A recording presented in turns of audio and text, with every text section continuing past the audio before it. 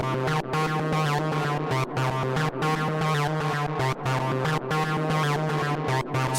Spaces.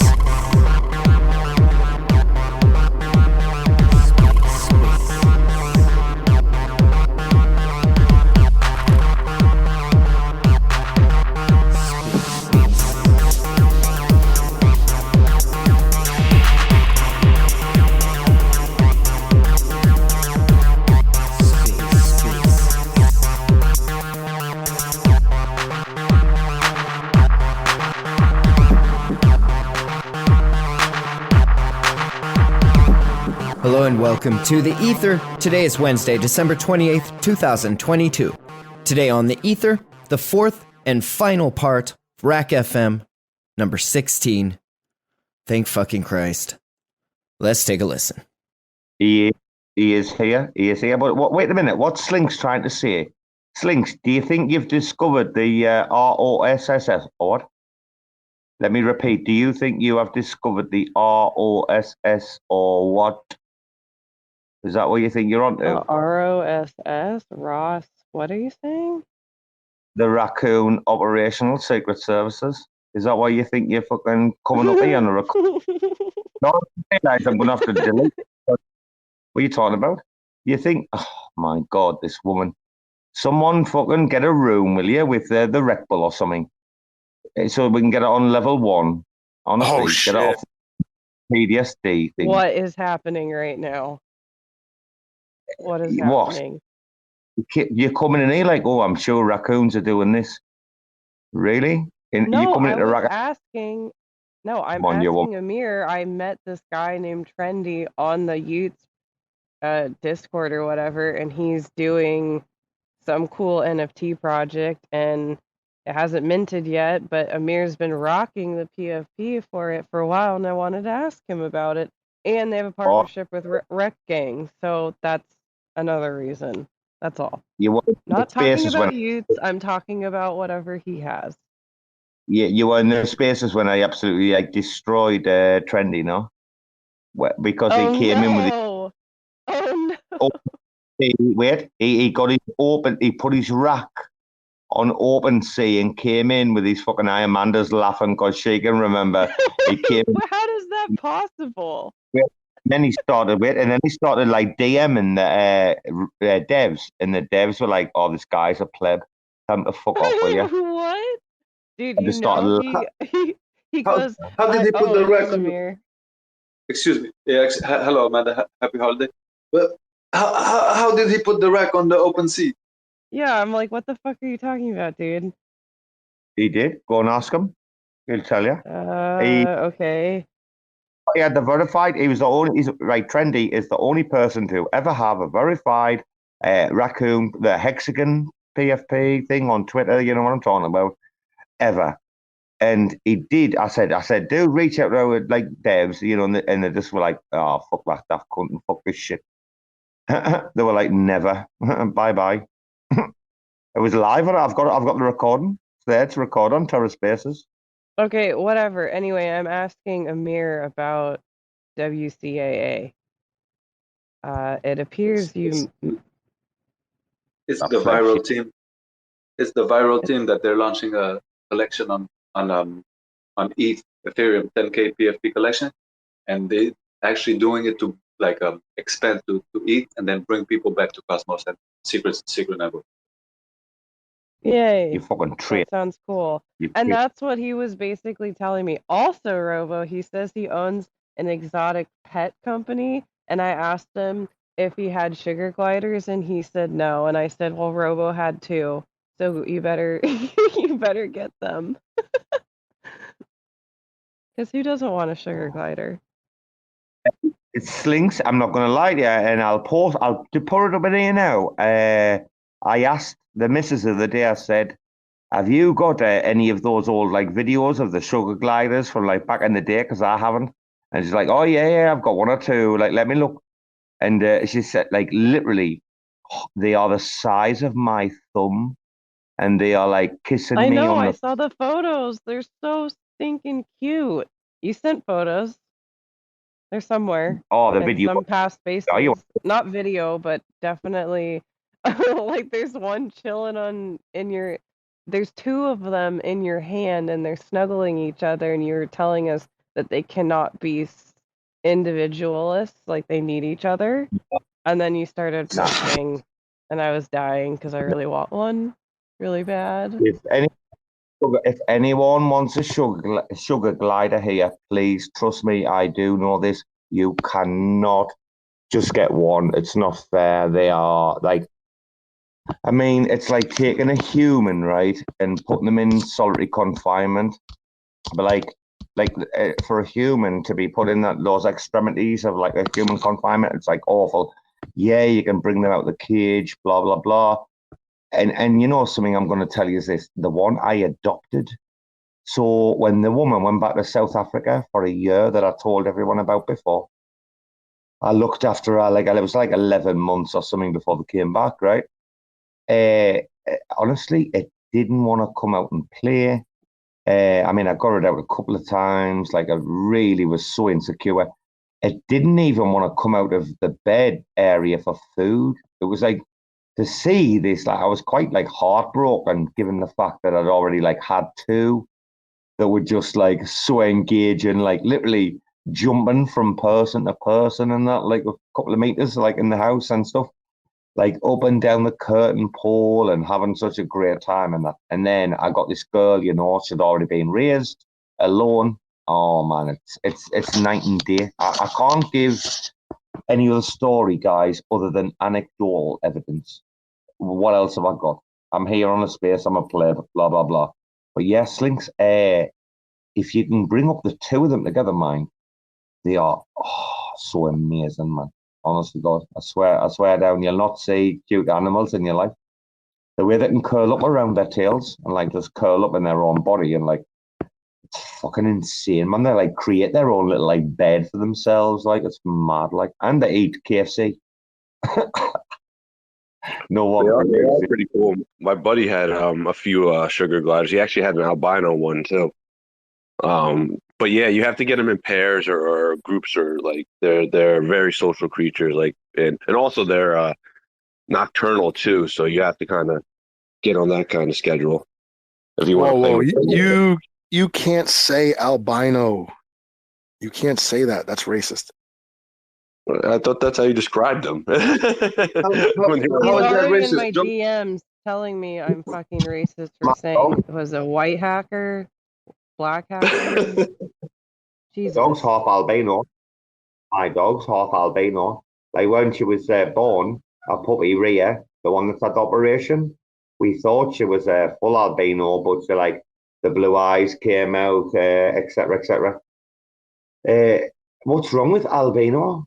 I mean, it's a proper common term, especially across like West Africa. Like literally, it's a condition. It's a medical condition. So I don't see the problem with the word albino. Like, I don't know who would have a problem with it.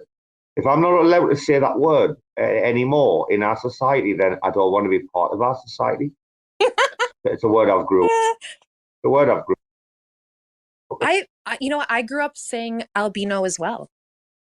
I grew up on that word. So fuck them, Amanda. Like literally, me dog.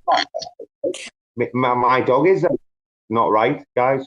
She's fucked up. Yeah, she's like half albino and then just half dog and jackal, golden jackal. So like she's even more fucked up. We have to cope with it, don't we? We have to do what we do. I've lived through an operation with her on her fucking hips, like doing what I'm trying to do. Like, if anyone comes to me and say you can't say it, I mean, there's words I would never say. Everyone in this room should know, like, this word. Like, who calls their dog that? Oh, you know, a nickname.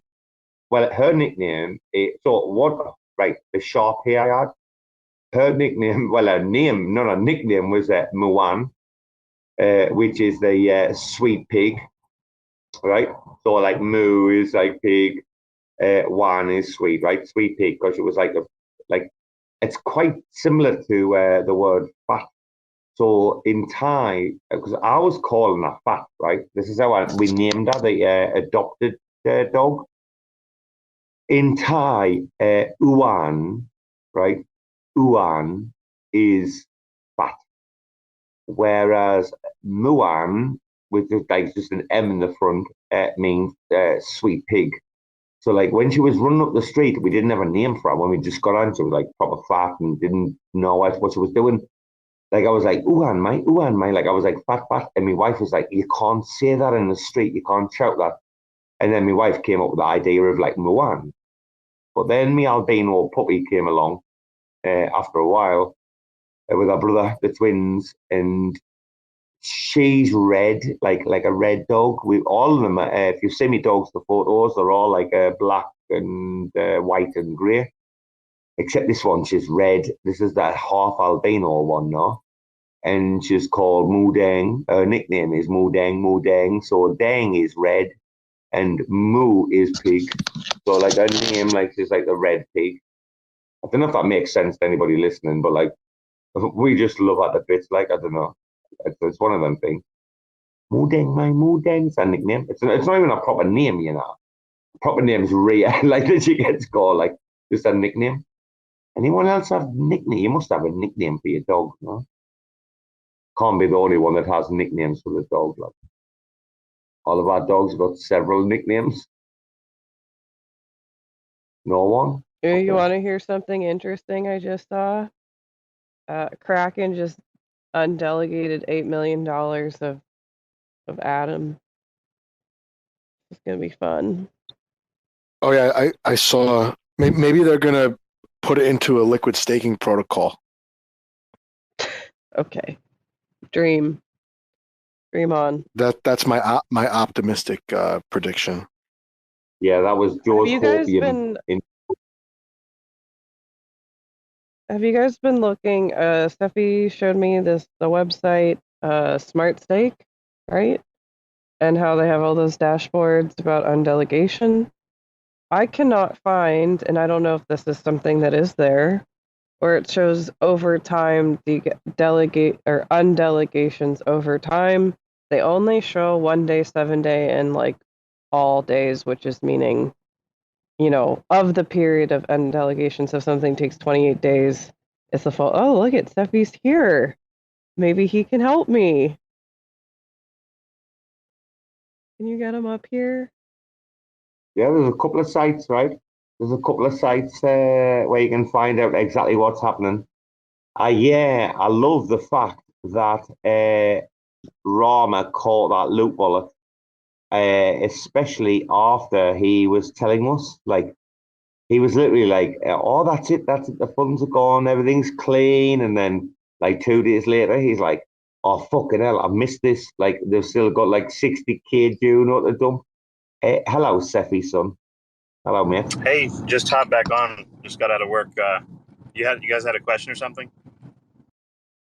Yeah. So with the Smart Stake website you showed me, I was messing around with it and looking at all the undelegation data. It says it only gives out a 1 day, a 7 day, and an all day, meaning the amount of time I'm assuming it takes to unbond. So like, let's say it's 14 days, 28 days, 21 days, whatever it is. Is there a graph of over time available on there? And I'm just can't find it. It's in there. There's I don't know, somewhere at the bottom of the menu it says like delegations or something. I saw a graph. I'm not at my computer now to like pull it up, but somewhere there is one.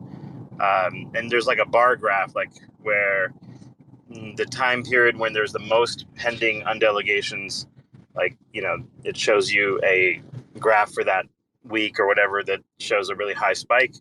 And then you have, those like bars get smaller and smaller as time goes on.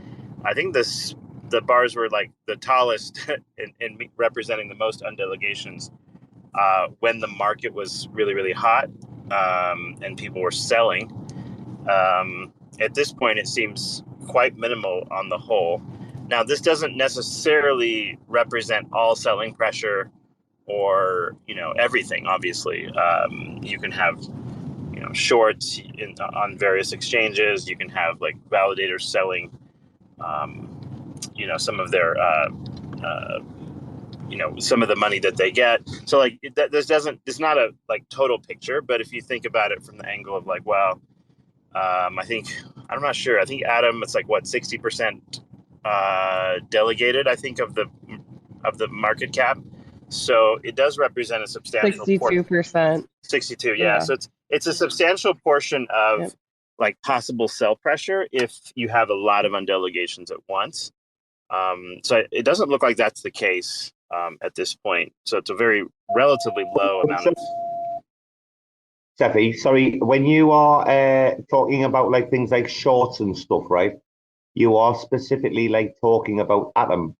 I mean, I don't know if Osmo has any perps on Binance at the minute, but the rest of the stuff like Evmos, Juno, that doesn't necessarily apply.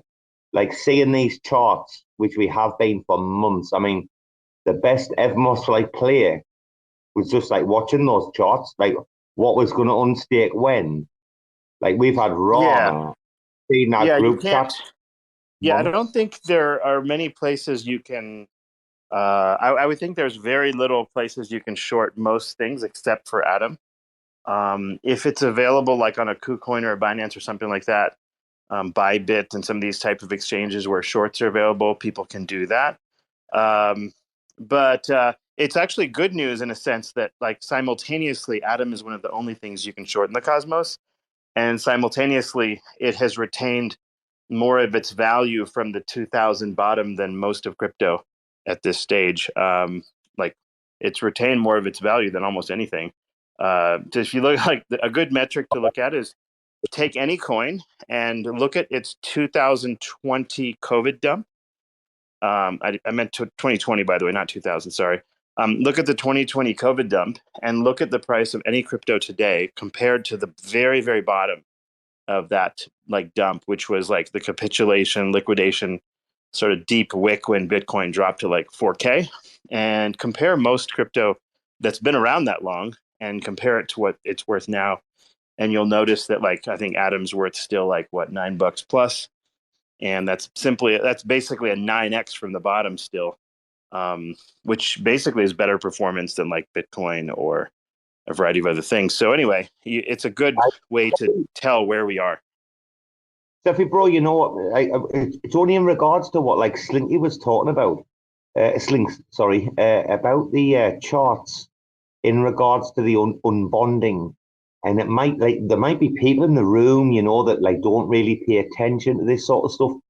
The greatest like player, honestly, that I've seen over the last couple of months that like made decent money was like the Evmos player, and just seeing when things were unbonding, like it's if you're watching what's getting unbonded, from whom. Which wallets have done like what past interactions. Like if you're willing to go down that route, see, we have someone like Rama in our group chat now. I know Bruce is here, so Bruce has been privileged to like all this information all the time, constantly, right? Like it is something that I think Slinks was like talking about this. People need to pay attention to exactly what's going on. There are more like automated bots like popping up. There's that Atom one. Any big Atom moves, I've seen that regularly. But yeah, it's but it's not that revealing or anything. If you think about it, like, okay, when are you likely to see people sell? You're likely to see people sell if like big players are going to sell if the price is going up, right? So the fact that the fact that you have can you hear me? I can, but have you seen it, bro? Have you seen Evmos? The unbonding to the dumps, like it's embarrassing. Like it's anyone could have seen it, Cephii. I haven't paid attention to Evmos to speak on it at all. So like I haven't followed his price action or any of the kind of like on-chain things. So probably can't say too much about it. But what I was going to say is like unbonding and everything, it makes sense that you're going to have a rise in unbonding as the price of a coin goes up a lot. So it's just expected that you're going to see selling as prices rise. So there is like a fair amount of proportionality between how much is unbonded and how high the price is at any given moment. So it's not really like this big alpha where if you follow this, you're suddenly going to make a lot of money or some shit. Like arguably, you could do something even simpler, which is set alarm for like, let's say Atom's at $10. Let's say it's at 15. Let's say it's at 20. You can just set an alarm for every $5. And, you know, if you happen to be not paying attention to it, you say, okay, I'm going to sell some at when it goes to 20, or I'm going to sell some at 25 or 30 or something like that. That's no different than what you're seeing on the unbonding charts, if that makes sense. Like, anyway, but I just brought it up the other day because we're unbonding. It's like kind of an all-time low, relatively speaking, which means to me, okay, well, most of the sell pressure from people that are staked is going to be fairly limited compared to historic, which makes sense because like Adam's at a relative low, but anything could go lower, right? Like I suppose it could go down. We could go down to $5 again, but it becomes less and less likely if we don't have as many unbondings happening, at least in the short term. That's kind of positive news for us. Have you seen the miners? Have you seen the miners? Okay, Cephii, I'm still having trouble finding where that graph is. Is it dependent on each validator? So like if I go to Kraken, like I have to look at the Kraken graph.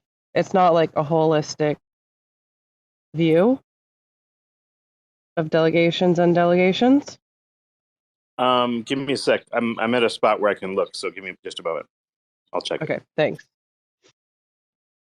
2 seconds, Slinks. There is a website that will give you everything you need to know about all bonders, unbonders. If anyone wants to jump up with a link quickly, you can. I'm gonna have to go and find it for you, Slinks. Why are you guys trying to front run the market moves? Don't you want to just wake up in the morning and find that you've lost like 30% of your net worth with like unexpectedly?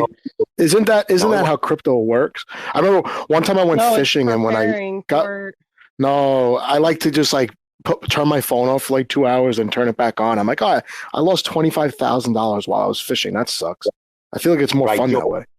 Yeah, get a surprise. Look, it's like Christmas morning. Every morning could be. It could be every morning could be Christmas morning if you don't check that stuff and concern yourself with data. Slinks, the place I found the graph, by the way, if you go to smartstake.io, it's actually at cosmos.smartstake.io. If you use your phone, it's at least on the phone version, it's right there. Like when you scroll down, it's one of the graphs that you scroll down on the main dashboard. I guess on the computer, it doesn't do that, or somehow my dashboard is not set up like this. So on cosmos.smartstake, cosmos.smartstake.io, you just kind of like slide down and you'll find the last two sections are pending on delegations as a graph, and the last, I think, let me see if I can find the last big spike on here. Well, anyway, forget it. Point is, like, it's on there, and then you have the pending on delegations are also listed too at the bottom if you want to just like pull them up one by one. But anyway, point is, like, on the whole, it's low, and that's generally a good thing, I suppose. Like, for whatever that's worth. Wow, Cephii, you missed the big conversation earlier regarding, I'm not going to go into it now, but it was massive with like quite a few people. This has been going on like nearly 8 hours. Some new people are coming in. We'll keep it going, but the J versus like Jack and Zaki conversation earlier was a big contentious not argument, but I would say debate. I do want to say, guys, listen, if you can make my Christmas dream come true, please, just for me right now, please. Cosmos Joe, I don't know if you've ever met Matt, right? Matt is a good friend. He comes from my city, right? He's part of the Czech crew. Joe, if you've never met Matt, give him like the one-on-one quick interview that you do with all your guests where you're like, yes or no questions. Come on, Joe. I want to hear you. You've never talked to Matt. He's from Czech. I think I talked. Oh, Matt's from Czech. No, he's from Archway. It looks like. I'm sorry, it's not from Archway. The two. I do apologize. The two. That's. Yeah, I've been making my way around the spaces and group chats. I might lose you guys, but I'm boarding a plane. But yeah, I'm newer to Cosmos, but yeah, I'm starting to write some articles, beginner stuff. I'm sharing those, and yeah, learn as much as I can. Contributing to Archway right now, but that's it. Cool. I have a big interest in Archway in terms of their decks, which I was told by Eric that their decks will not rely on inflation specifically to attract liquidity to the decks, and their tokenomics of the DEX token will allow the decks to be more profitable than osmosis. I don't know if you know anything about that.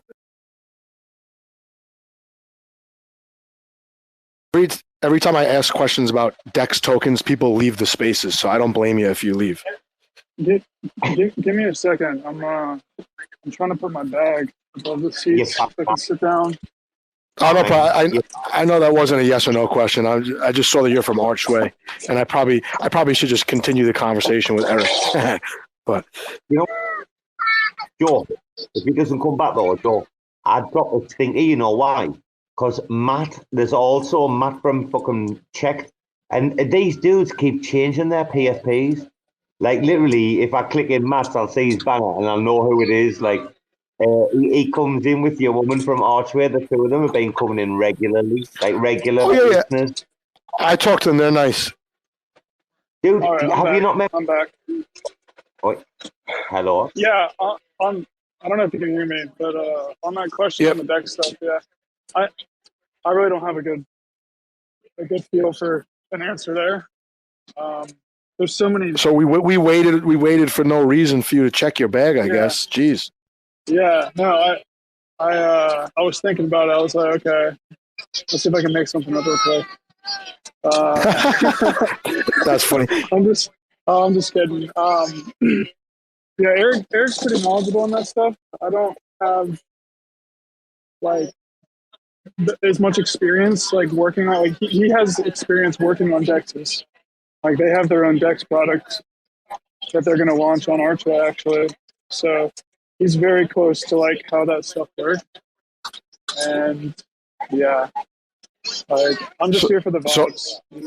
Oh, cool. No, so I have a YouTube channel and I like to bring on really smart devs and then ask them a bunch of dumb questions about base level function of the token or the protocol. So besides Eric, who do you think I should talk to in Archway to possibly get either spaces or a YouTube recorded conversation? Honestly, shoot me a DM and I can put you in touch with a couple folks. Maybe just have some intros before recording something. Yeah, I'm in a couple of the Telegrams, so I just don't know who's who, to be honest with you. So, but I'll do that. I'll send you a DM. I appreciate it. Yeah. Well, I'm glad to know there's another Matt who's, smart dev. I'm just non-technical as could be, to be honest. It looks like I've talked to you on DMs before. But Joe, you're trying to figure out what makes what a profitable DEX that is favorable to liquidity providers somehow? Is that what you're trying to ask? No, I would say for the last 6 months, I look at all these protocols and I don't understand how the tokens actually gain value other than in a bull market, heavy speculation and marketing, right? And I think the DEX tokens don't accrue any value at all. Unless I think Osmosis is a little different because it's a layer 1. You need the Osmo token for the most part to use the chain, right? So I know the gas is really low, but generally speaking, and when I was talking to Eric from Archway, he was explaining to me how Osmosis actually loses money every month. And I was like, okay, well, you could definitely lose money for a good amount of time, but the problem is the token's going down and they have to pay out more to keep liquidity on the chain. There's going to be a point where the inflation trends to single digits, right? So eventually the whether it's staking rewards or LP rewards is going to be 6%, 8%, 9%, whatever. How will they keep liquidity on the chain? And obviously when I talked to Archway, he said, okay, he goes, I was hired specifically to handle this. sends me some documents, and I'm reading the documents, and I'm just like, I can't understand any of this shit, right? I understand how they prevent slippage with low liquidity, the way it's designed, and I could see that, but they have a couple of features that Osmosis just doesn't have. And I'm not saying anything's gonna, uproot and destroy Osmosis, but Osmosis is, for me, I will compare every DEX against it. So that's what I was getting at. That's all. Just how you keep liquidity on the chain if you're paying rewards in the layer 1 token that people are selling at an ever increasing rate. Yeah, the simple answer is there is no mathematics that works for that. That's right. So, but with Osmosis, I think they can definitely closely integrate the DEX with the chain itself because it's the only app, right? And they could have MEV or the DEX and the chain, are one for that particular. It's a DEX app chain. So that's why I'm supposed to talk to Sonny like this week or next week, and I'm probably going to just literally keep the whole conversation on the token, even though he probably wants to talk about other stuff. But I to me, the most interesting thing about Osmosis is that it's the only DEX I've ever heard of that's on its own chain. So can they use that to their advantage to make the DEX still viable even after the inflation runs low and you have a horrible bear market and liquidity is leaving all these other DEXs? Like if you look at Evmos almost is unusable to do swaps, right? And Osmosis can overcome that, but I would like to know what about the close integration between the chain and the app will allow them to do that. Or is there just a specific threshold of liquidity that allows these DEXs to survive? Like, maybe as long as you maintain over 100 million in liquidity, you could survive a bear market for X amount of months, right? Something like that. Well, it's a complicated discussion. Guys, we've already talked. Sorry, Cephii, I do apologize for interjecting. Listen, guys, you're gonna have to go back and replay this, right? And I don't know if he's gonna come on a Spaces and actually do this. Ram has detected some things with Osmosis, right? And that if you were in control of Osmosis and it was you that were pulling the strings, this is exactly what you would be doing. I'm talking about stuff that's only begun since it went on Binance, right? And it's to do with incentives, and it's to do with covering shorts, and it's a dirty little trail. And it's not like I said this earlier. I'm not going to repeat myself, but I'm going to have to at this point. It's not for me to come on here. I've probably said it now. It is recorded. When I did say this earlier, like 5-6 hours ago, when I first said it, I was like, I'll delete the Spaces. But I might have to leave it up and force your man's hand. He's away for a few days right now. Let's get Rahman to come back. And if he wants to go public with what he thinks he knows, let's see. But there's a bad smell about Osmosis at the minute. And he's going to go off and he's going to look about what I'm talking about. And he's going to look at who will be doing what and when and how you will be playing that up and down. And it's being done. That's all I'm saying.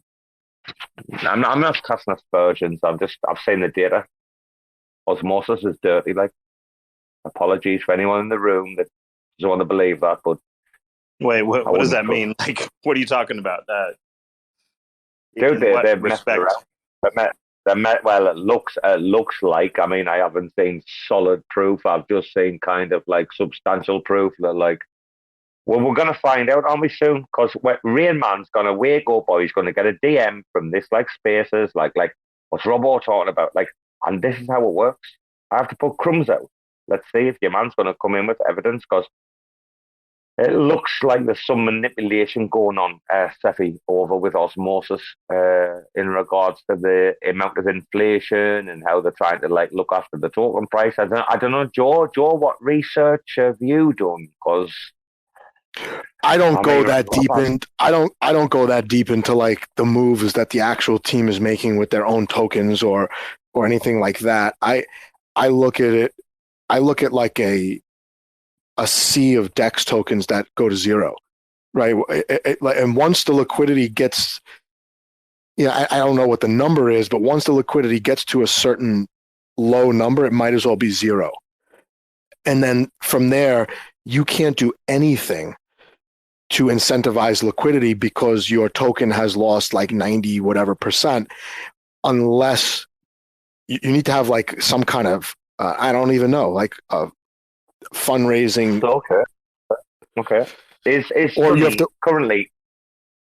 Well, currently is Sunny leveraging Binance against his own decks? Is he?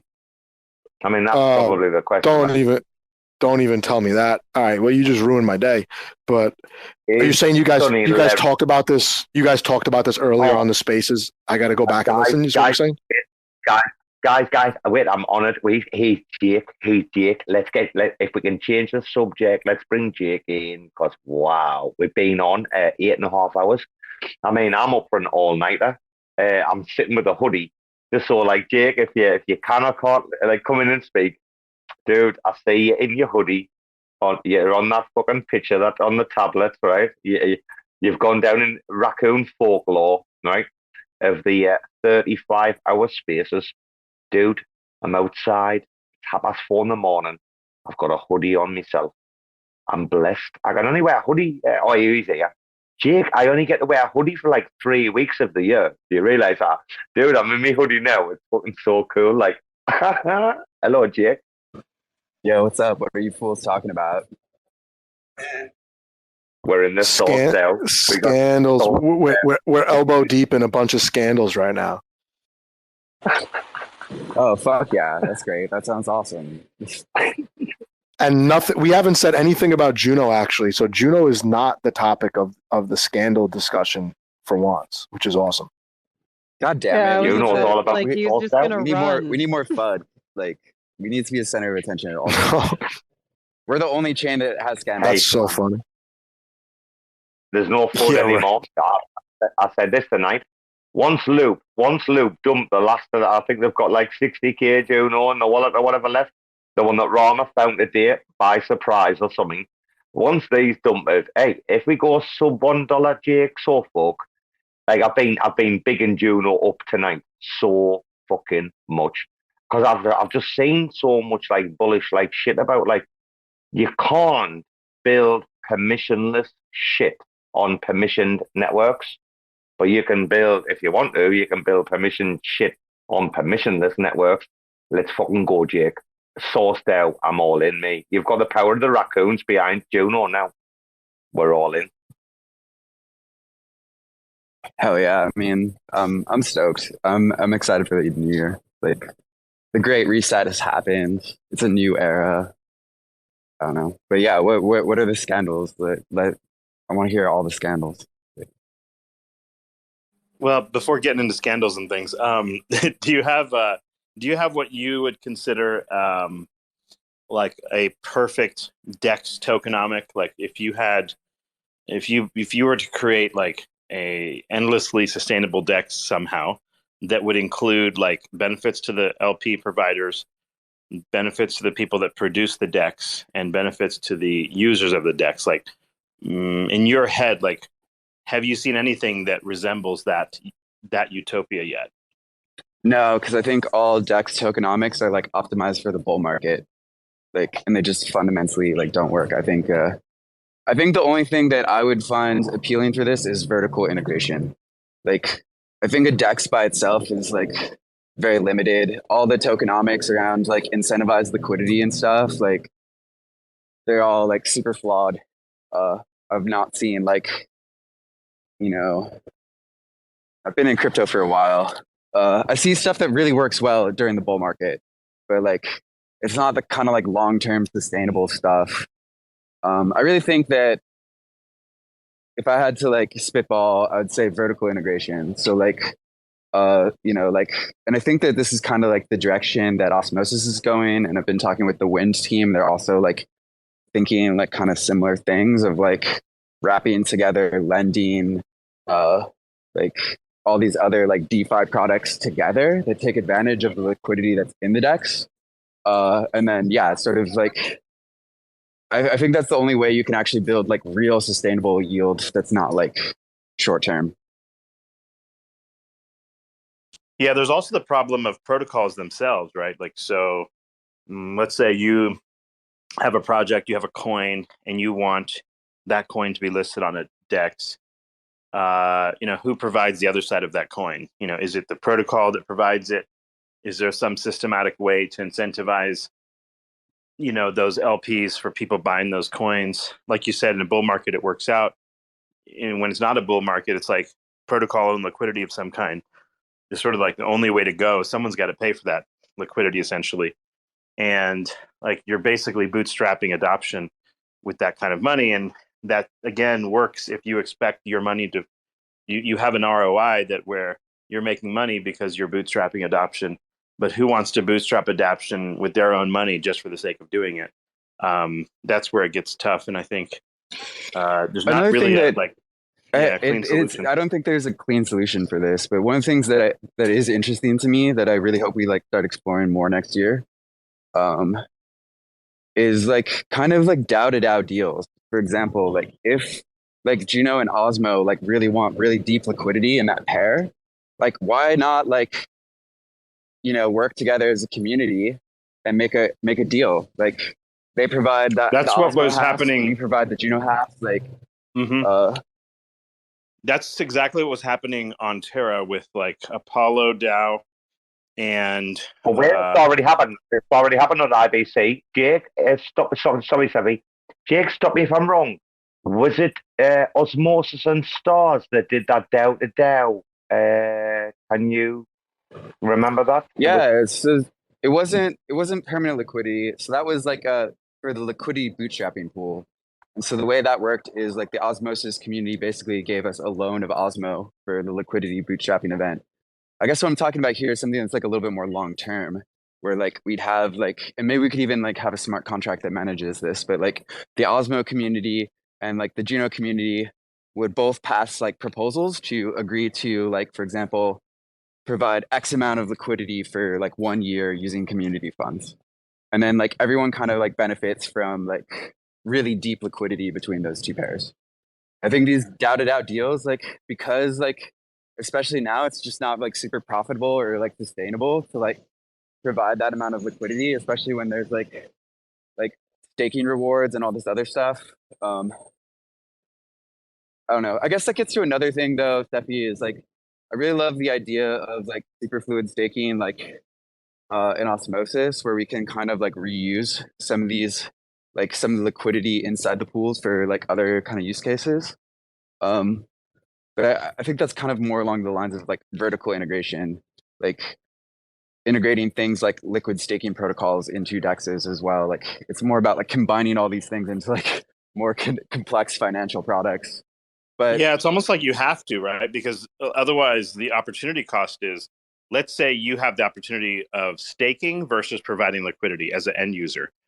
You are having to give up your staking, which is sort of the lowest risk yield in theory, which everyone is entitled to just for staking.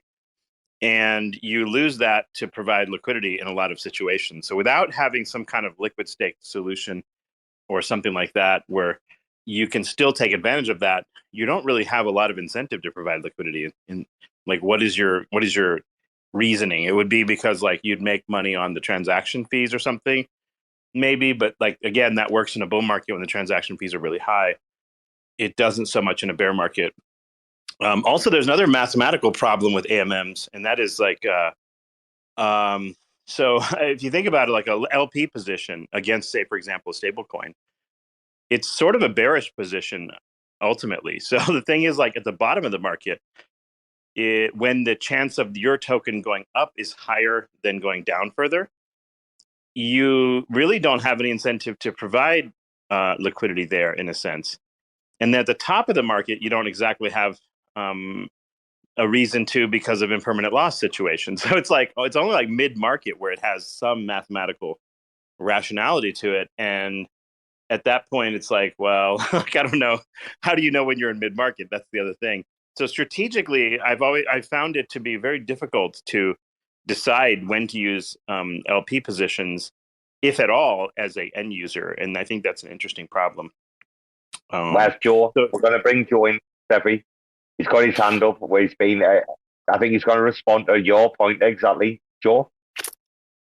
Yeah, no, I agree with Cephii that the market conditions further incentivize or disincentivize people providing liquidity. I wanted to comment on what Jake said about how the deep liquidity is achieved in the first place, and what he's describing, I think, is a lot better than these like public liquidity bootstrapping things where like there's heavy marketing, and it's almost like the money that the public is going to put into this initial pool is the highest risk position that you could probably take on the DEX, because they'll say, oh, for 5 days we're going to do price discovery, but price discovery doesn't take 5 days. Price discovery takes like years.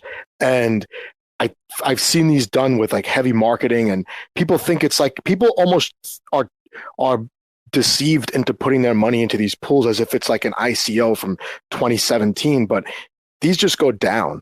And even in the bull market, it's not a great position. But what about raising funds for initial liquidity through, like, let's say an NFT sale, where the NFT becomes the liquidity position, the representation of your liquidity in the pool, and you're paid out transaction fees for holding the NFT. The NFTs can trade on another market. Let's say you have 1,000 NFTs. Each NFT costs $1,000, and that's how you jumpstart liquidity for a pair. I don't know where the DEX token would factor into that, maybe, but it would almost be like the DEX token. The NFT is the liquidity position, and NFT could also be the governance token for the DEX. And I don't think most DEXs need DEX tokens, and I don't see the point of having the deepest liquidity. Part of where the shenanigans come in is that, like, many crypto coins, if all you thought of was the LP provider and the success of the DEX, and you didn't have to factor in the cost of development, you didn't have to like pay anybody, and you didn't have any team tokens, etc., it's very much possible to do a fair launch where everyone that jumps in at the very beginning, their money equates to a certain amount of tokens that they receive. So, for example, we're going to price this token $1, and there's no like community pool, there's no team tokens, there's nothing, right? There's just simply whatever money comes in, that's how many coins get printed, and that's the end of it. And after that, like, price discovery happens. You could make a fair launch and make it highly like fair. There were some examples of this on Terra where these things happened and they worked out fine. The problem is that ultimately, how then do you finance the development team? The security. Yeah, you're right. You're right about that. Remember, I'm the end user. I'm not looking at it from that angle like you are. But yeah, you're right. Keep going. Sorry. But so what I was going to say is, like, so what ends up happening here is any sort of centralized pool of tokens that's supposed to fund development.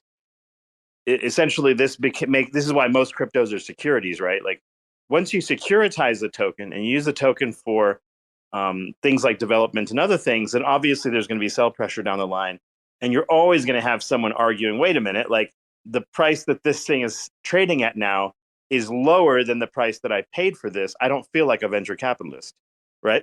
Like there's this kind of, like, usually if you are an early fair entrant into, say, a VC type situation, let's say you're a venture capitalist, you're sort of expecting one of two things to happen. One is the thing you invest in goes to zero because, like, the team doesn't execute and your money goes to nothing.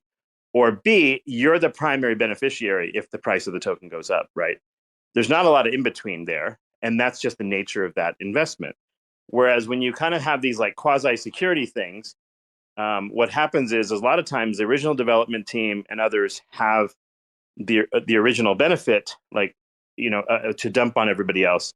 It's a security function of the token, but at the same time, like, that prevents like people en masse from getting involved because it's not a true fair launch. And it's like this feedback loop of trouble where it's like almost like a perfect chain would have essentially an all volunteer development team, oddly enough.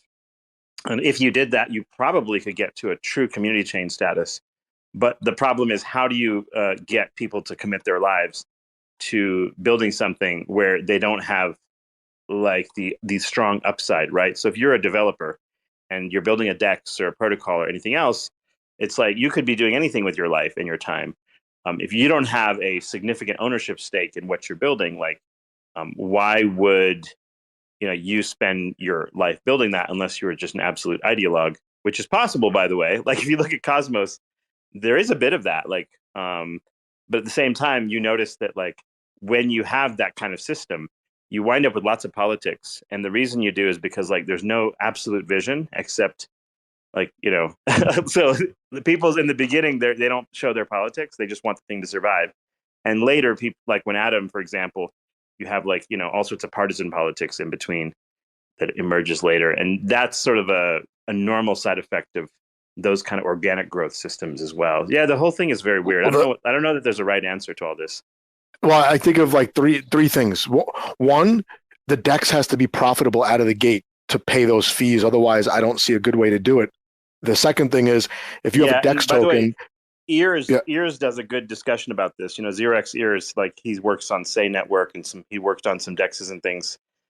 He does a great discussion about like the bootstrapping problem, like you're mentioning. How do you get a successful DEX from the start? How do you bootstrap that? It's basically what do you call it? Like a feedback loop problem where it's like there's no way to get it started to get to the point where your transactions are sufficient to fuel the network. So you wind up with all these shenanigans to try to get there. And that's kind of what Osmosis has done, right? Like these DEX tokens bleed away the protocol's liquidity through inflationary rewards or tokenomics. And the goal would be that if the thing gets big enough, it can survive on its transactions, right? That's a theory. Anyway. Right. No, but really the token is that the largest DEX, Uniswap, actually just became the largest DEX by just kind of being first and having a really good user experience and just offering utility. It's hilarious. And they're still the largest DEX to this day. And that was only in like DeFi summer where there's the whole idea of like yield farming. And like, that's when like, Sushi launched, and then Osmosis felt that like, or Uniswap thought they were going to get cannibalized by Sushi because they had the Sushi token. And so they launched the Uni token, which was poorly thought out. But it's just, I think it's really interesting that the very first DEX, or the one of the most notable DEXs in crypto and the largest DEX, was initially launched and got $1 billion liquidity with like just no incentives. Yeah, and it's first mover advantage. And Jake, and they did the airdrop, right? Which was like the Uni airdrop was like 40 grand, and literally you had like people like Dejan Spartan. I mean, I wasn't privileged. I presume like a clever guy like Jake was in on the Uni swap, and he got the drop. Like, obviously, I'm sure you did, Jake. Did you? Did you get the drop, Jake? Did you get that Uni money or not? It was like 40K. Yeah, I did. No? I mean, I did get the Uni drop, and it was it helped me keep building in Cosmos because I was not getting paid. So you're just like kept me free. I heard your story with Gains. Yeah, I heard your story with Gains. So I know, dude, that drop though, that's quite like interesting. Like I mean, and Uni, like literally, who can deny the success of like Uniswap? Like literally, when you look at what happened to Sushi and Joseph and blah blah blah, like that. Like, is Sushi even still alive? I haven't been over like anywhere near that shit. Like, Jake, is Sushi like still alive or not after Joseph left, or has it died, or what? I mean, protocols often don't really die, but like it does seem like development is slowed down. But I don't spend as much time in this world as I used to. So. Okay, let's get some serious questions. I know Joe's got his hand up, right? If you're bullish on Juno, you're obviously bullish on like Wind.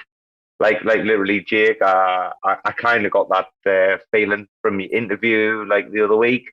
That like there's no choice right now. Like it's all or nothing. So you're bullish. Ethan's over on Juno, on Cosmosm. It's nice to see. I'll shut my mouth. Joe, you might have some questions. Last thing I was going to say about the DEX tokens, then it's almost like never-ending questions about DEX tokens. But I think maybe my expectations are just too high because the DEX tokens are expected to fill so many different functions. And, whether it be to pay the team, to pay development, to supply liquidity, to be governance tokens, to be reward tokens, to be staking reward tokens. maybe this just cannot be done with one token, right? That could be the answer, and maybe the DEXs just have a lifespan where they go from bull market to bear market, and then that's the end of that, right? I don't know. Maybe that's how it is. But I would say an important function of a DEX token, Rune is a good example of this. If you use it to provide like financial security to the things on your DEX, so you have a deterministic price model for it, Rune would be the perfect example. I think like Rune's model of having that deterministic like price point for Rune, and you have to have 2 times the amount of value in Rune to support like any LP or whatever related to like your Bitcoin or Ethereum that you're securing. That deterministic model, I think, is probably the closest to a gold standard that I've seen. And it creates a functional utility for the DEX token where you never have any pairings that don't include that token, right? So to go through from like Bitcoin to Ethereum, you're going from Bitcoin to Rune to Ethereum, et cetera. And Rune becomes the primary pairing, similar to how Osmosis does it. Like, you know, that I think is a critical thing. And like to Jake's point, like it's not really clear that it makes sense that a DEX shouldn't be vertically integrated. It's almost like the lending and borrowing protocol and the like perpetuals protocols to like short and long things. A lot of those things are what make money in crypto or in general. And like all the possible ways to make money. Well, there's a spread. Of course, they should make money if there's a spread. Yeah, of course. That you're right. But I guess my point is like all of the different ways you can make money have to be incorporated to make sure the financial health of the thing works. And the vertical integration, I would agree with what Jake said. Like, I haven't seen a situation where that doesn't end up being the case. And it's but at the same time, the more crap you build into a DEX, the more failure points there are, and the possibility of having someone bleed your DEX into oblivion if something. No, there's totally like a lot of risk that goes with that territory. Like you can very easily find yourself building like a house of cards, and it only takes like one little component, like to like completely fuck the entire market.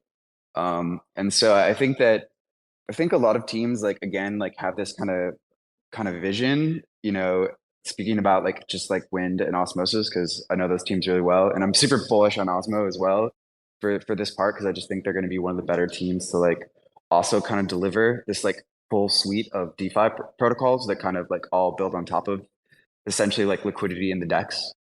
But yeah, it's going to take time for these things to roll out, and that's probably a good thing, because while it might be possible to like roll out a whole suite of interconnected financial products, like there's a lot of risk there. It's kind of scary. The benefit for Osmosis. Sorry, Cephii, I do apologize, but I just want to say, talking about time, there's not a lot of time left for DAO to launch. Like, I do apologize, Cephii, man. Please accept my apologies. I'm just quite like buzzing. Jake, are we getting like official proper DAO V2 sub-DAO capabilities on the 1st of January? Is that correct or not? I don't know. There was that mysterious tweet from the DAO Twitter account. Like, what could that mean? Wow. I mean, that's the whole point. We're gonna launch DAO V2 super fucking hungover on the 1st. It's gonna be great. Awesome. Winston DAO. Winston DAO is going to be like the ultimate like proof of concept, like immediately about this shit. We've got people who are willing to put up like digits, like friends are like, I'm going to put 100 Juno in, I'm going to put 200 Juno in. And then people are like, I'm going to put 3 NFTs in, I'm going to put 4 NFTs. Dude, the RAC Winston sub-DAO shit, if we can pull this off, man, I think it's like proof of concept. Like, dog memes. You know what people are going to say when Jake says, hey, look, DAO is live. People are going to say, this sucks. Why didn't we get a DAO airdrop? I don't give a fuck about them plebs, man. They should have been involved in it. No, but it should have been involved in the process like long before, like now, like Rama or somebody. Like, I've got no DAO tokens. Put it that way. Rama has, because he's contributed. Like I haven't, but I'm going to make sure. The way to get DAO tokens is to contribute and to launch cool DAOs. We said it in like our tokenomics paper. Everyone expects us to do like the airdrop in the same way, but we want to airdrop to people that make really interesting DAOs, and so go and make really interesting DAOs. We want DAO tokens. Jake, getting an honorary NFT. Jake's getting an honorary NFT, like for the culture. He's going to get one. He knows he is. Like, just being the godfather of DAO, he has to get the honorary Winston NFT. And then the rest of the shit. I mean, who doesn't want their NFT, like, stake and rewards to go to a fucking dog charity? You've got to be a bad person, like, deep down, like, not to want to, like, give some money away to sick dogs, man. Fuck that. Let's go. Let's do this shit, Jake. Yo, Robo, I got to run, but thanks for hosting the spaces and staying on late. Nice to talk to everyone. And I see Shroot down there. Take it easy, man. Have a great rest of the week. You're welcome, Joe. You've been a big part of the Cosmos revival. It's like what I would say, like, I think Joe's been an incredible part of what we've seen pan out over the last, like, 6-8 weeks. I think we all need to give ourselves, like, a pat on the back. Whether that's Jake, whether that's Cephii, whether that's fucking Amir or Joe, AmanDAO. Oh my goodness. Your woman always keeps me in check. Hello, darling. Good morning. It's fucking, at what time? It's nearly 5 a.m. here. I'm all right, though, doll. I'm okay. Can you talk? Can you talk? Can you blink twice? What do you want to talk about? I don't know. Jake's here. Isn't he lovely? He's fucking lovely, like your man. Lovely, isn't he? Very talkative, like he's isn't he? Oh, Jake, we love you, you know, Jake. Subbed out for the win. I don't know how to react so to awkward. This.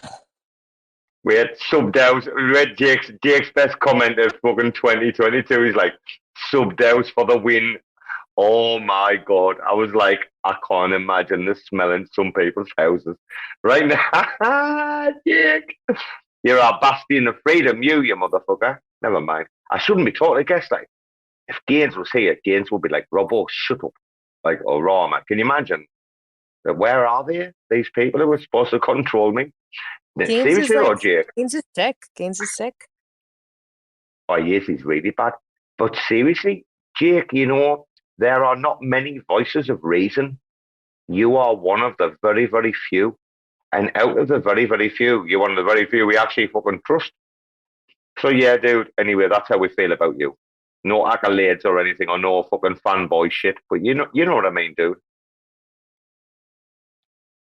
Thanks. That's great. Yeah, I don't want any fanboy shit. That sounds not fun. Just wanna, build cool shit. Bro, DAO, it's got to be some of the coolest shit I've ever seen in my life. Like, literally, like, is there any DAO tooling on Earth going to be better than DAO V2? I very much fucking doubt it.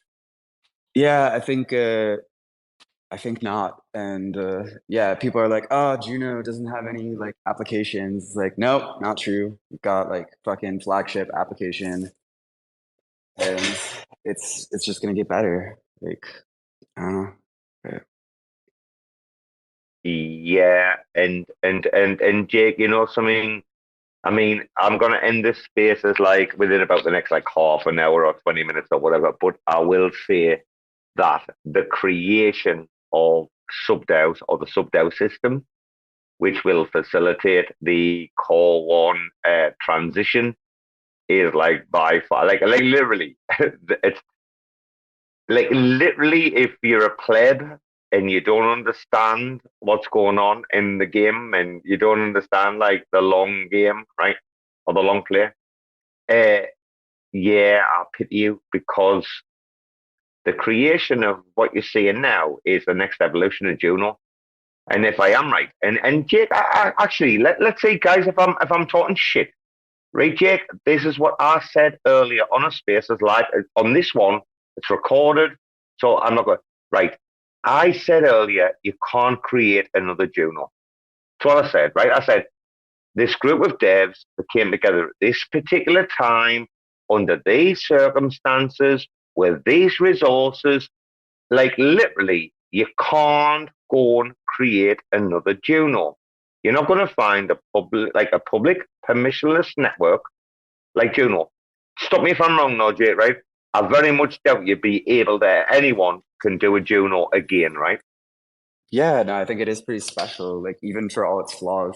I think it's special that it's like basically like pretty open about all the flaws too. Like, you know, we've openly discussed all of them. Meanwhile, there's like teams that have it like, and I think because of that, we have like an extra like critical eye towards Juno, but you know, that's a healthy thing. There's a lot of teams that have like a ton of shady shit going on. Like, I'm not gonna like call out names or projects, but it's there. It doesn't get the attention, but you know, I think that like with Juno, we have some like really unique, awesome shit, and we're doing cool things, and it doesn't move as fast as some people want. And there's definitely been like fuck ups in the past. Get used to it. That's life. But like this community is going nowhere, and if anything, I think it's kind of getting a much needed reset. You know, so.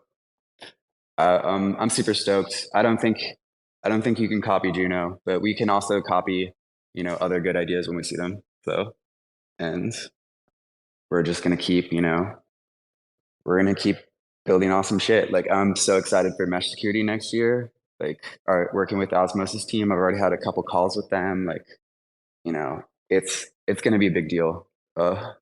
I don't think anyone's gonna be talking about ICS by the end of the year. Yeah. Well, I was gonna go there. I was gonna say, mesh makes fucking ICS irrelevant. Yes or no question. I mean, maybe not completely irrelevant, but like. Okay.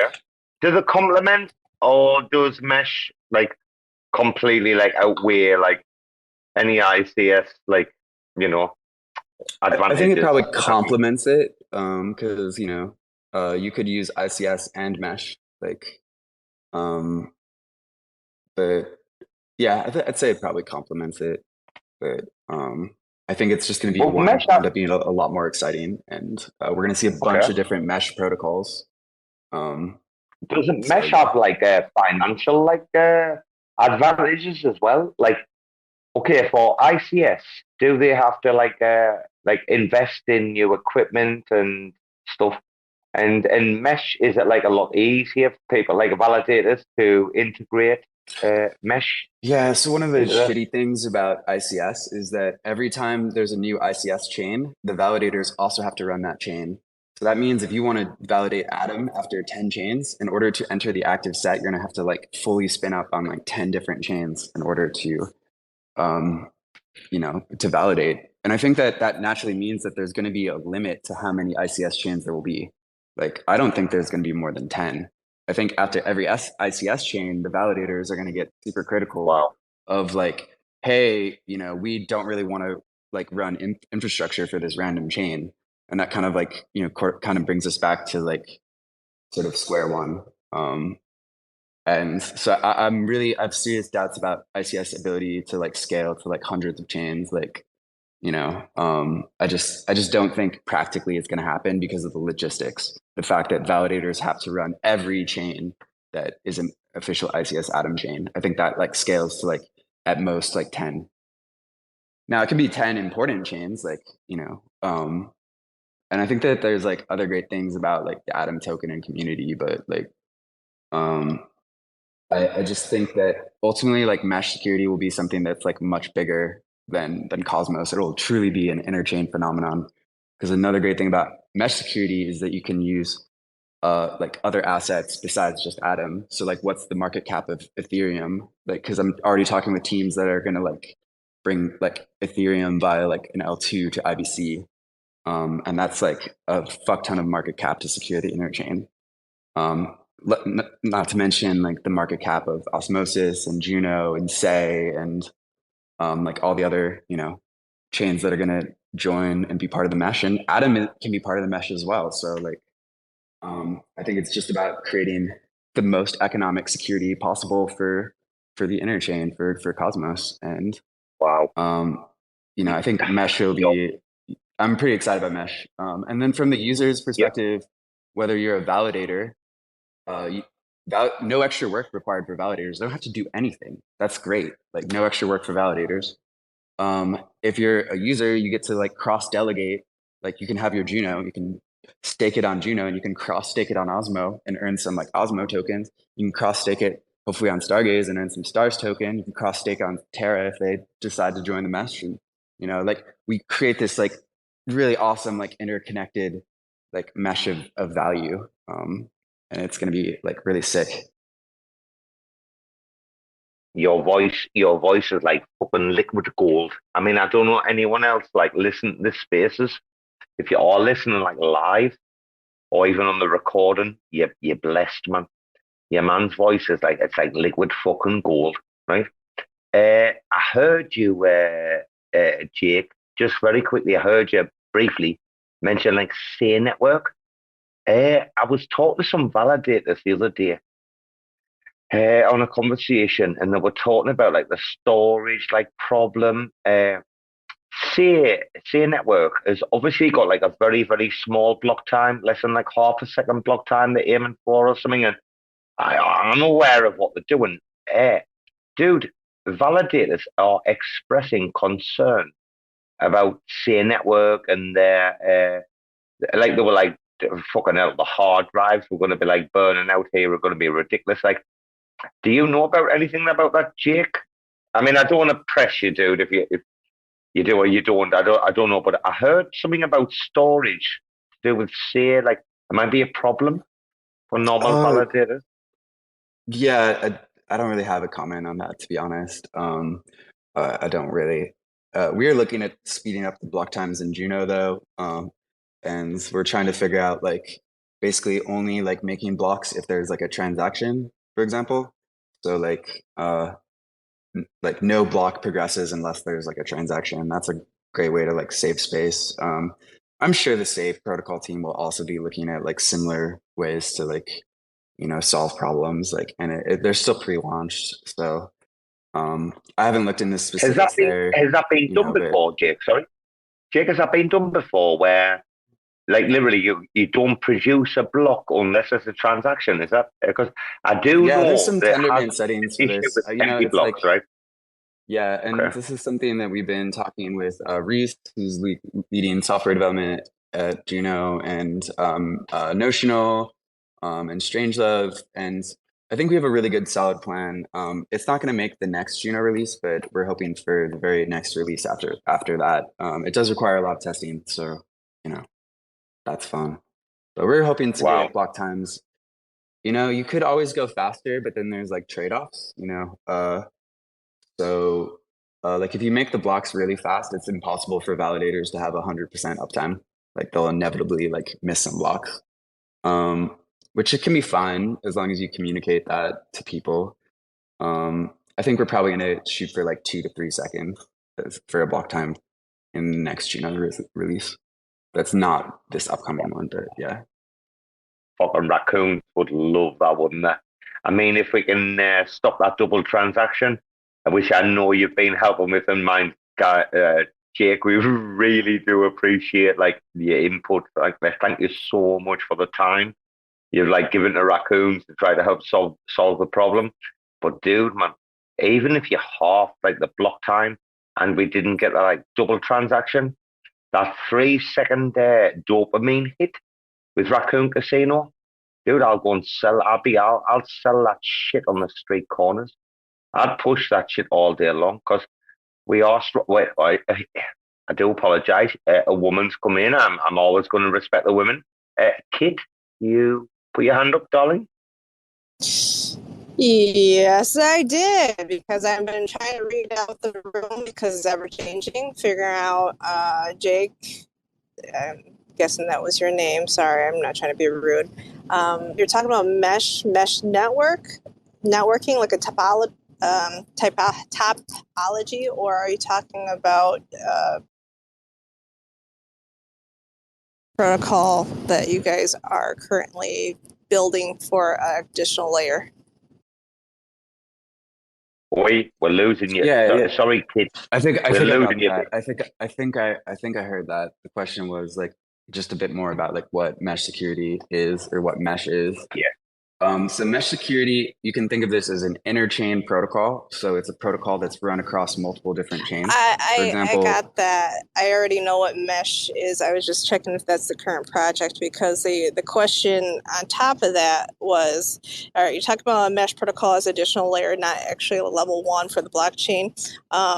You working separately within Juno network and not with the nodes altogether for the decentralized for the Cosmos. I was listening to Robo,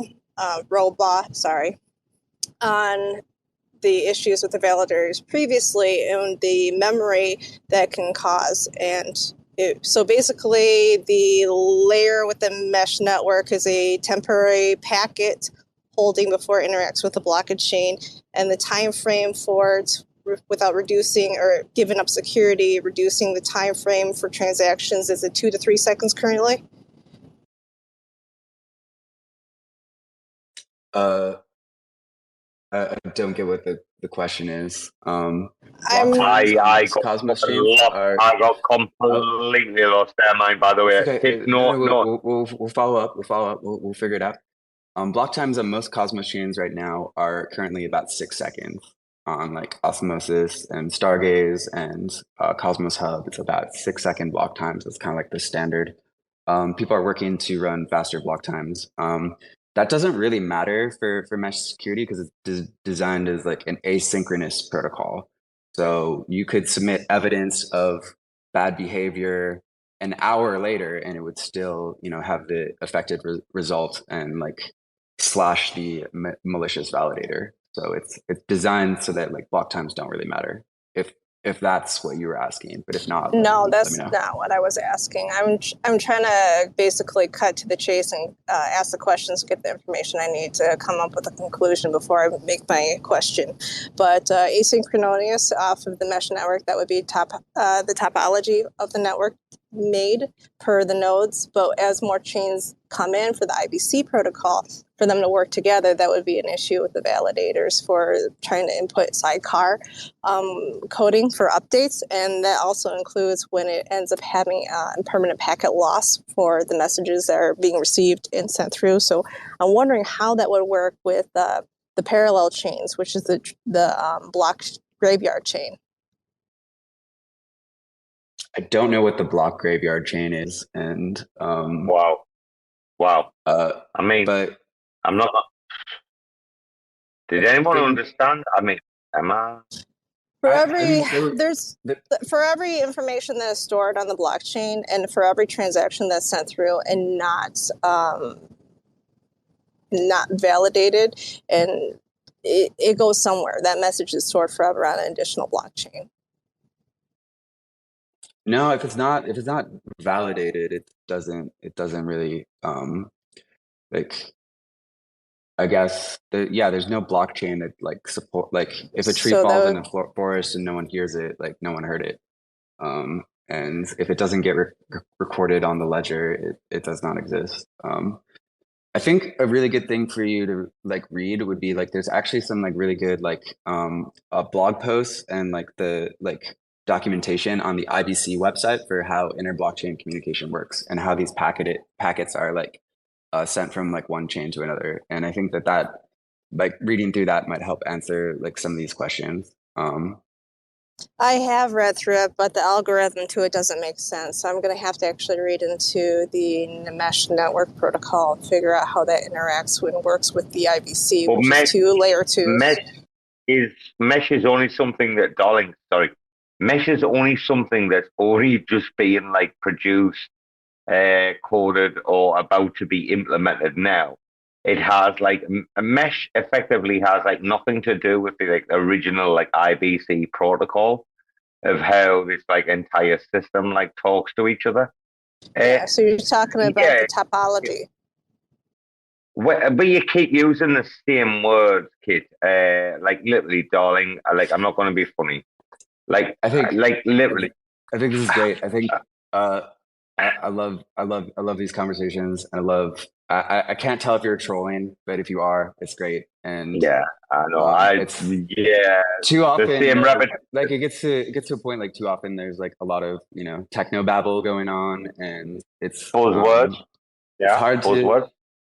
It's hard to like educate people on things like crypto because like there's a lot to learn. Like there's like the underlying cryptography, which is like we could have like a whole college level like class on that, like a whole semester class in my job. It's like Jake, in my job, dude, I have to teach people, like business people, like professional high level, like CEOs of like DAO or Chevron or whoever, right? I have to teach them to like understand like how to talk in English, like, and how to like behave and how to position things.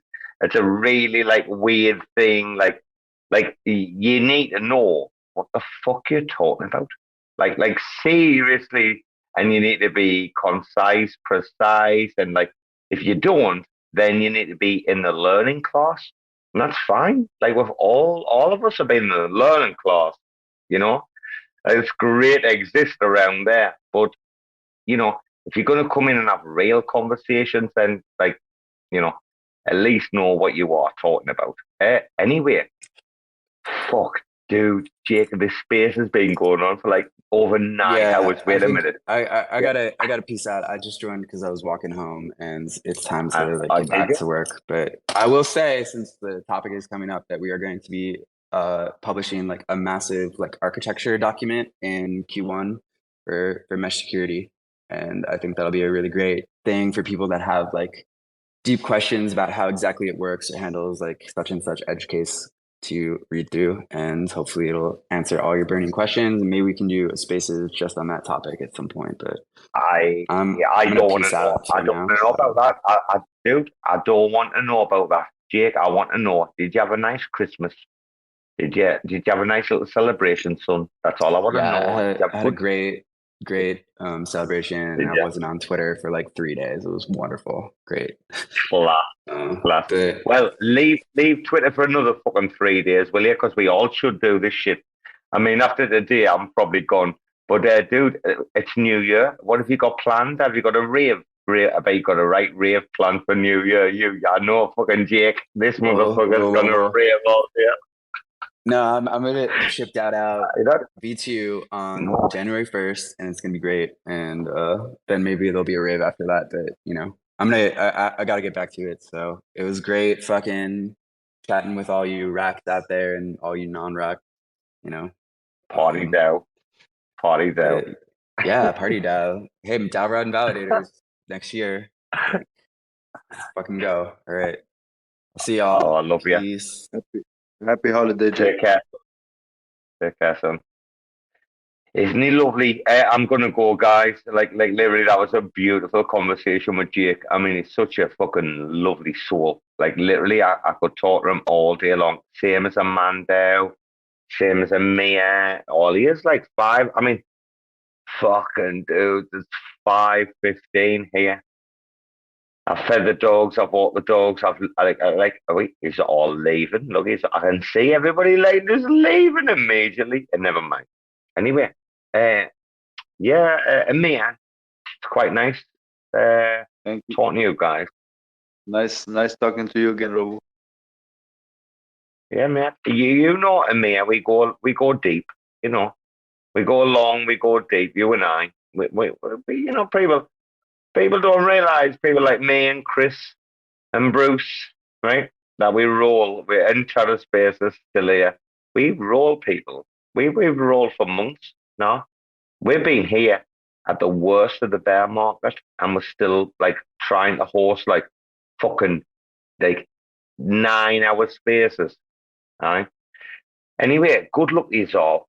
Go on your fucking journey. Enjoy your new year. You're not gonna fucking hear from me until fucking 2023. Anyway, I'm off to rack some shorts on Sol. See you later, you motherfucking cunt. Winston, say bye-bye. Say bye-bye. Thanks for checking out another episode of The Ether. That was part 4 of the 4-part RAC FM number 16, recorded on Wednesday, December 28th, 2022. For For TerraSpaces.org, I'm Finn. Thanks for listening. And if you want to keep listening, head on over to TerraSpaces.org/donate and show some support. When we blow through the dust, volcanoes erupt. No one ever guessed that the game would be tough. Keep it hands off when the play is a bust. Plain old and just, so we keep it on the 1. Blast off on the 2. Help me see the 3. Third eye open wide, checking out the scene. Laser beam focus, star scream jokers. Living off the fat of the people they approach. Tell me what happens when the land fights back. With the cliffs at our backs, make the last stand matter. No one ever planned for the famine on deck. We was walking all erect with the dead man swagger. Sitting in a little den, vision in the middle, men. Listen to the fiddle man play a little ditty, then talk about how all the leaders seem reptilian. Lost in the maze, trying to make the next billion. Talk about how all the leaders seem reptilian. Lost in the maze, trying to make the next billion.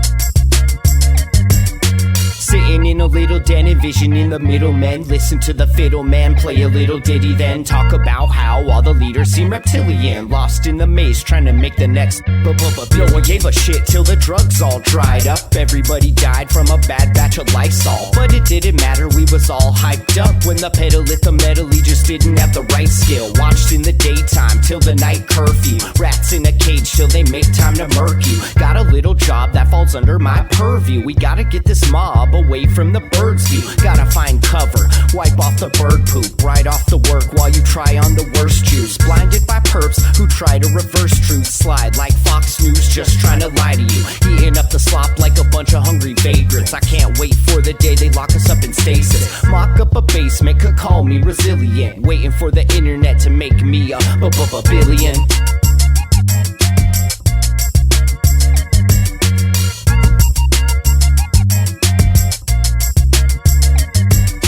Sitting in a little den, vision in the middle, men. Listen to the fiddle man play a little ditty, then talk about how all the leaders seem reptilian. Lost in the maze, trying to make the next billion.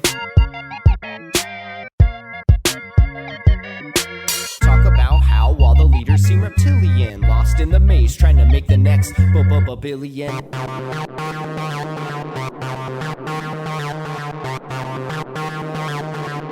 TerraSpaces.